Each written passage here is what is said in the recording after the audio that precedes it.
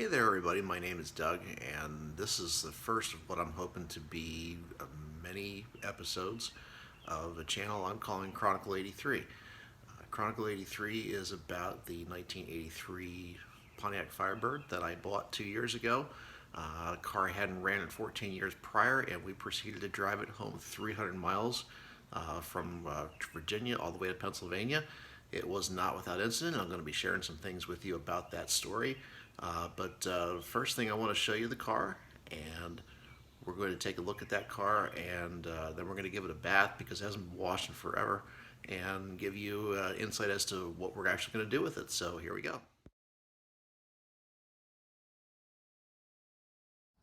All right, so here is our 1983 Pontiac Firebird. This car is a manual transmission. It's the last year for mechanical linkage, which is very important. You're going to find out why in a minute. It is a hardtop, which is also very important for the engine and transmission combination that we are planning for it. Give you a little tour of the car here. This car was last inspected in Virginia in 2003. You can see that here on the windshield. See that right there? And I bought the car in 2017.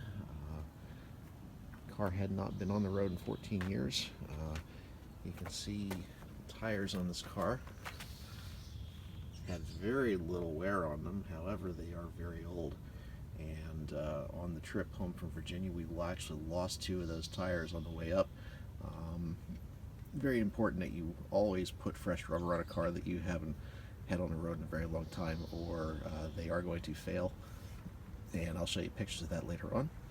And give you a tour of the inside of the car.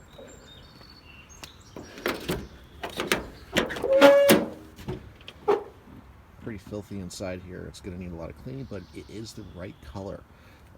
This car was painted black, but as you can see here on the door jambs, this car was originally a light blue, and I'm actually planning on putting it back to the original color. Kind of make this car subtle. This car doesn't have a ton of options. It does have the gauge cluster, as you can see there. The radio was something I added. I haven't actually researched what radio was supposed to be in it, but that's a period correct standard AM radio, and it's kind of the look I am going for. It does have air conditioning. Crank windows. Going to need a few cranks for that. The knobs are missing off of it. Doesn't really have a whole lot else. Did have the aluminum wheels. Again, not sure if they were original to the package when the car was new, but they are correct for the car. Does not have a rear window defroster. So again, very important. Does have the spoiler on the back. So this was actually probably a mid-option car when it was new.